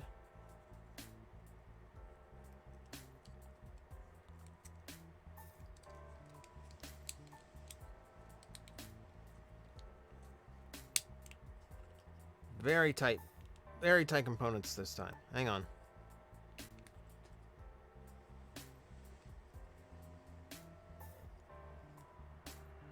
There. Whew. I'm so worried about, like, pushing these parts together and having it, like, misaligned to the point where it starts, like, damaging pins inside and stuff. Because it's there's such snug connections. 11 and 12.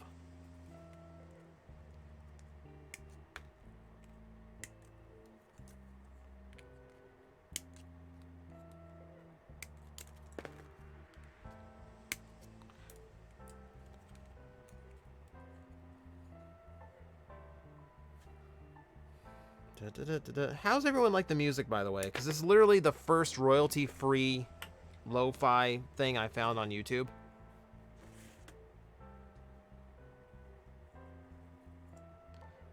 Because for the model kits, I feel like I need some kind of soundtrack. I feel like I want to keep a nice, chill, relaxed vibe. So some like I thought some nice, gentle music was in order.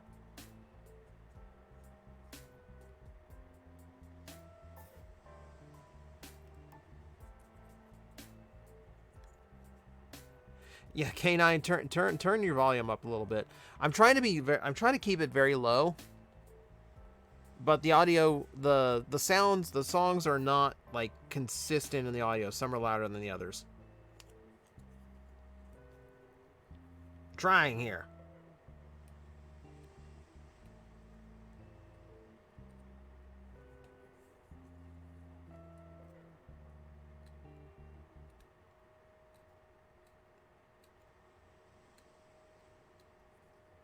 Yeah, that's a nasty flash. Hang on.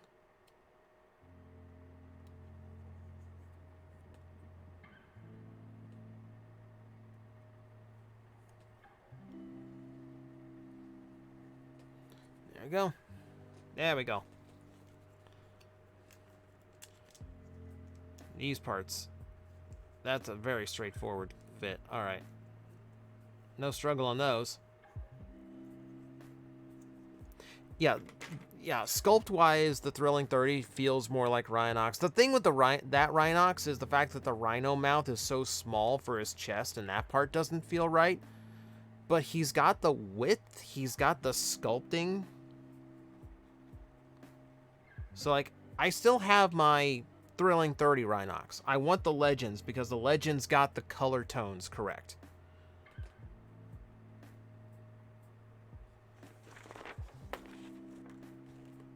Alright, so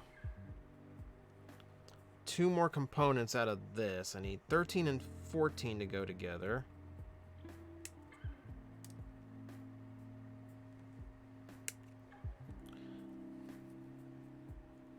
And one of these has a very prominent do not cut warning.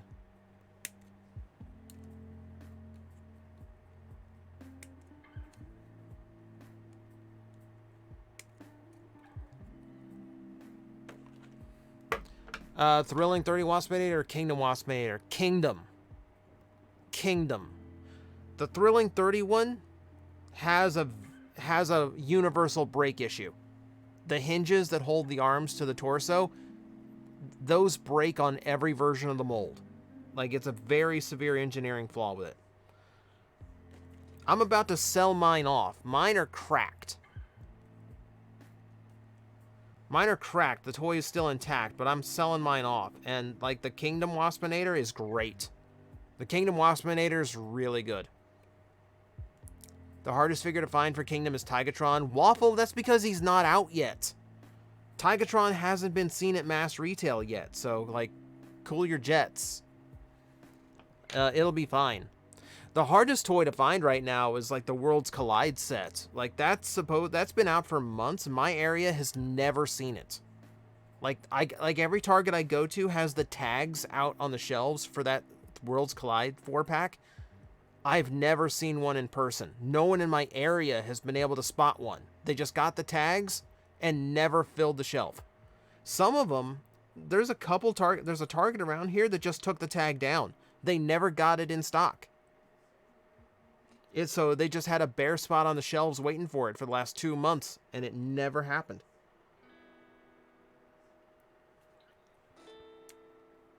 Okay, so, this one's a little wonky because it's got another component to go after this. Alright, D17.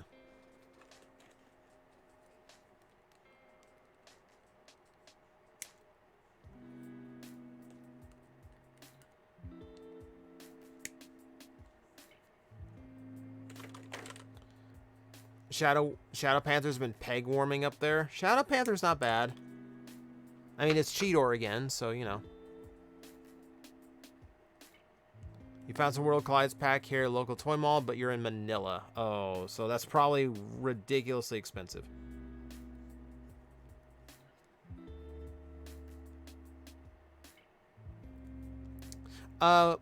Waffle Night, the Deluxe and Voyager waves do not come out at the same time, usually.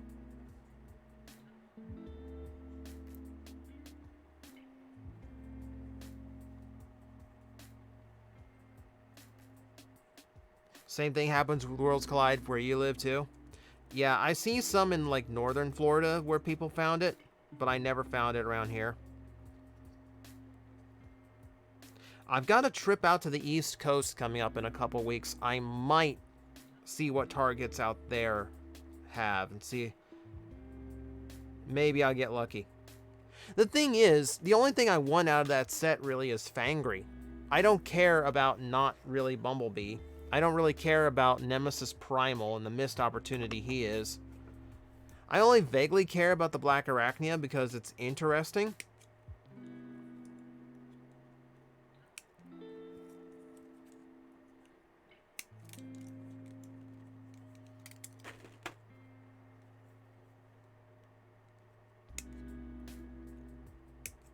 At this point, most of what I want it for is just because I can't find it, and now I feel like I need it because it's been denied to me.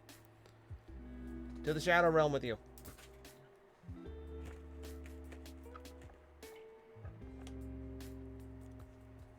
Watched the Nightbird review again, sold me on getting Legends more than Generation Selects. Nice. I'm glad I could help. That's the one thing that's been lacking on my channel lately, have been reviews. Of all the videos I've been doing left and right, reviews are not one of them, because honestly, the reviews don't do nearly as well as all the other things I've been doing. Like, the last Here's 10 did 10,000 views in the first 24 hours. That never happens on my videos. But the last time I did a random review, I think it struggled to get to 3,000 total in a week. Like, it didn't do well. Reviews are just so touchy because of guys like Prime versus Prime that are stealing their toys, or buying stolen toys, knowingly buying stolen toys, which is also illegal, by the way. If you know property is stolen, you purchase it, that is illegal. But because guys like him get their reviews out so early, like by the time me or any other reviewer can get our figures, no one cares anymore. Everyone's seen the toy for months, so what's the point of watching yet another review of it? So the stuff that's not working, so the stuff that's, so now, like, the channel right now is doing really, really well because I'm avoiding reviews. And hang on, I gotta get out of this seating arrangement I'm in right now because, oh, yeah. Okay, my knee was twisted for way too long there.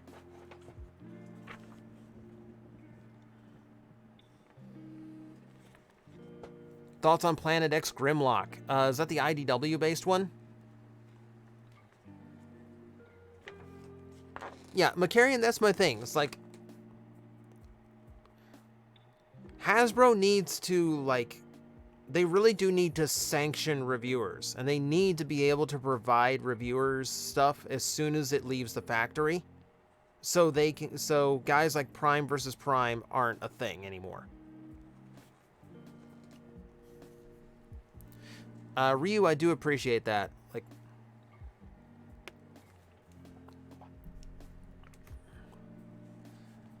Macarian, I have accepted that Hasbro is never going to endorse me in any way, shape, or form.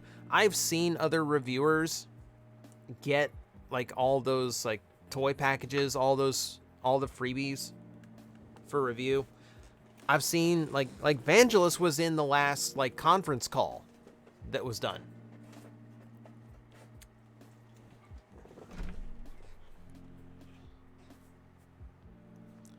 But I'm the plastic addict guy. I'm the one who made a name for myself making fun of Transformers and insulting them. I do it out of love, but hey, whoever's sending out those freebies isn't going to know that. Oh, this part's involved. We're building the top of the puzzle here.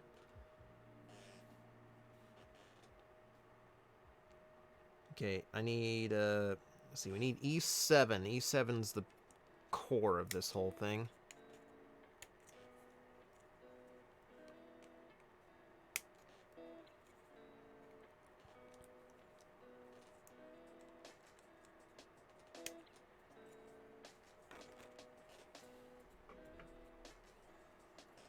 See, that's the thing. It's like I never worried about other reviewers because multiple reviews of the same thing is always a good thing. It's good to have multiple takes and sources of opinion.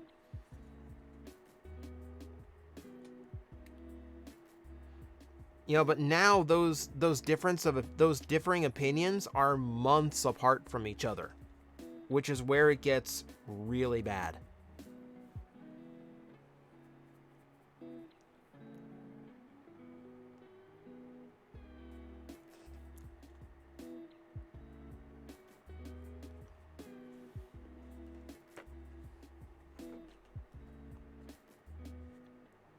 Okay, E6 and E5 is a separate component itself.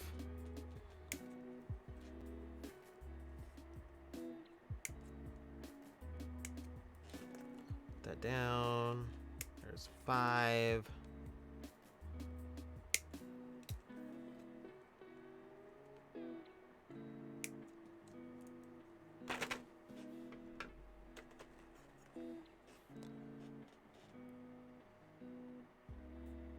The second wave of Beast Wars reissues will be showing up in stores before the end of the year and before Hasbro gets a chance to officially reveal them. That's kind of how it's felt. Hasbro's reveals have been pretty iffy lately. Like,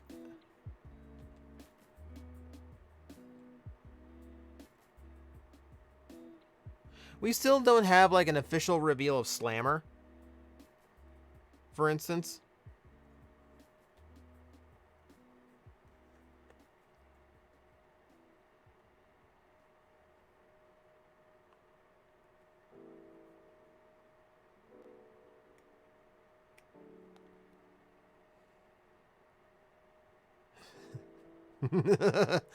That's a weird typo, Ranma. So you want TJ to review a masochist Roy? I don't know anyone named Roy, and if I did, I would not want to know their preferences.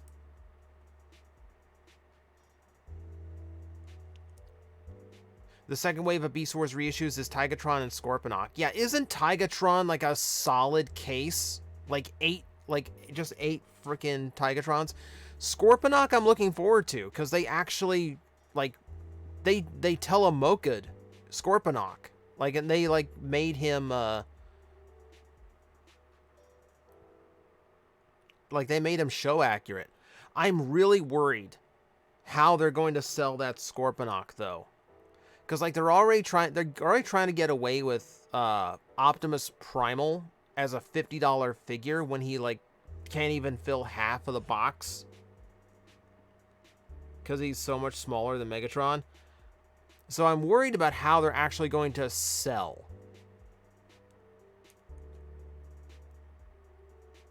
No, I'm more eager for the other wave that we're supposed to be getting. Like Terrorsaur. I don't own a G1. I don't own the original Terrorsaur. So I would love to have the reissue in my shelves. I have a vintage Cyber Shark that I was considering opening. It's sealed in box right now. That getting a reissue one, that will take that temptation away. I will open up reissue. What are the other ones that were coming out? As this piece is giving me a lot of trouble. K9, which I thought was interesting. We're getting K9 instead of Wolfang. That's weird. The reissues are shelf warming badly in your area. Mine's not too bad. I can find them, but like the one store I knew had Rat Trap was sold out of Rat Traps last time I was there. Why is this not going?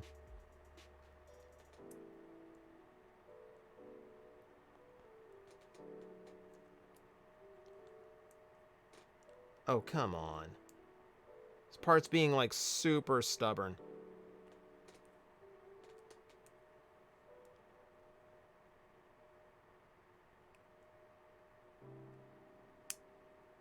Ish, there.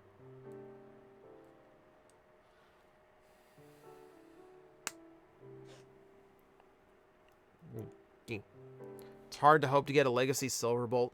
Yeah, we haven't heard of any Beast Wars characters beyond Season 1 outside of the rumored Transmetal 2 Megatron leader class.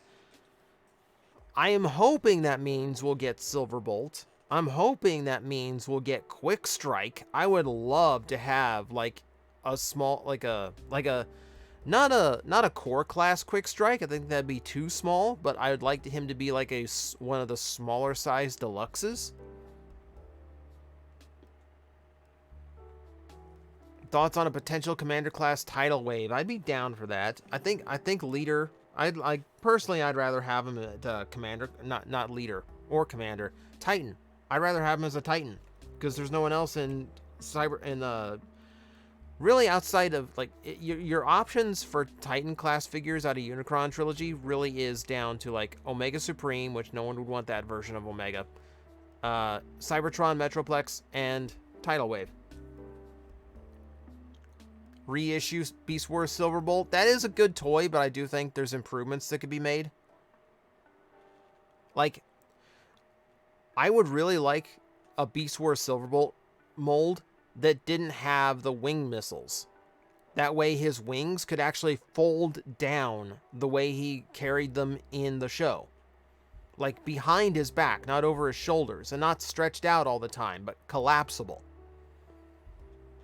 You do Cybertron Primus as a Titan? Maybe. Would you really do Cybertron Primus as a Titan knowing there's a bigger Unicron toy out there, though? Alright. Where was I again? Oh, yeah, I need E1 as well.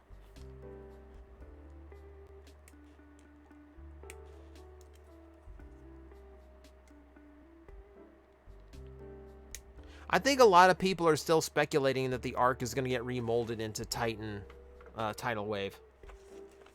Because there are actual elements to the Arc that do match Tidal Wave's design. And if you want to change around a few parts in order to make it even closer, absolutely doable.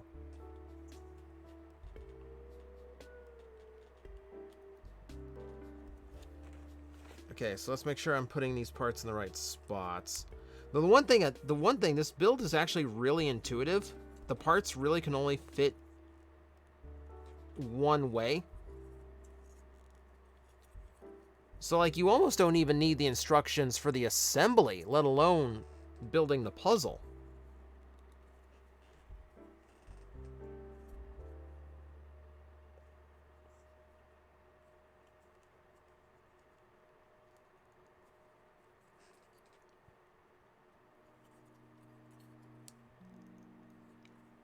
Okay, the fit of that piece, there's a few fits on here that are tight, so that's like, you know, so they still feel nice, but there's an element to them where, like, I feel like this is just kind of hanging on, and this is going to take a little bit of torque and might pop off. I kind of want to super glue that, but I don't have super glue available to me. E2 and E4. This is the ring.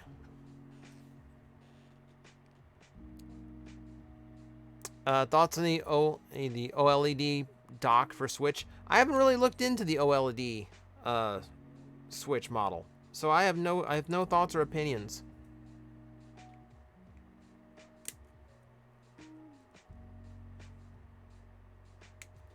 Put that down there.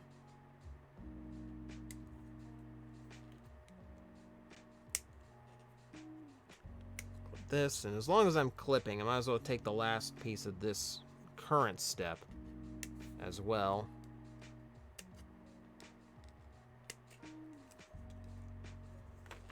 Yep.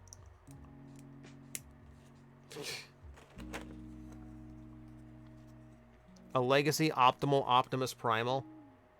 Yeah, without the evolution gimmick, please.